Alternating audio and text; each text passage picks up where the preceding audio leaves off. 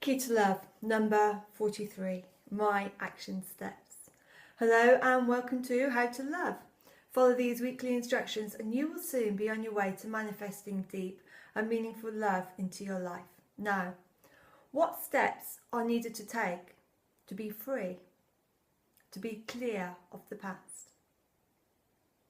For most of us, the blocks to love, the reasons we have not created the deep, lasting, loving relationship we deserve run very, very deep.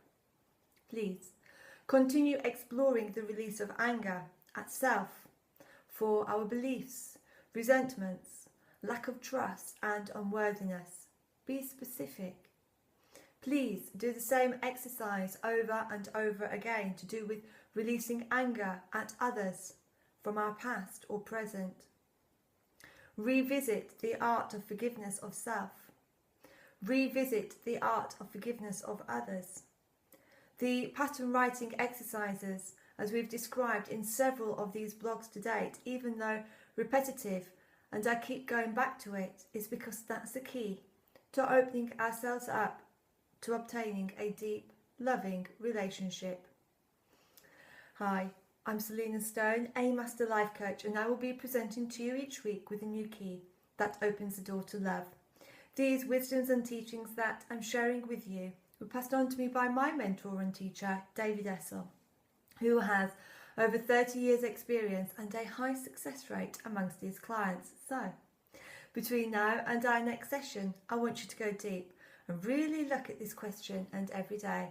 For the next 7 days following these 3 steps, this is what I want you to do. Step 1. Write down this question and think about it. What are my action steps? Yes. The release, the forgiveness continues. What are your action steps to remove your one thing? What are they? Remember, we've spoken about writing letters. If it's about resentments against others, anger, resentments against self, codependency, I want you to get into the letter writing again. I want you to write, to go after the anger, the guilt, the shame. Do it for 7 straight days. We need to make sure we have cleared this up. That's why we keep going back to this. It's a very important step to take. Step 2, visualization. Write the scenarios, the feelings it brings to mind, the triggers, the memories of the past, then fast forward, jump into the future. What do you see? Just describe these pictures you're seeing, just write them all down. As before, we release the shame, the blame, the guilt, the resentments, and then we go after the forgiveness letters to self or to others. We move on to the forgiveness writing and we do not stop these letters until we go, you know, I'm totally cool. I have forgiven my partner. If I talked to them today, it would be great and I would be fine. There's nothing more to write. Then we're done. We are good. Once again, how do you know when you're ready to move on? When we write the forgiveness letter and there is no more emotion, you cannot figure anything else to write. You've burned through it all. Use this visualization technique to make sure that you have covered all the angles. Step 3, repetition. Write and rewrite your answers. Look at this question every day over the next week. What does this statement mean to you? What is its meaning in your life? In our previous sessions, we've looked at pattern writing many times now.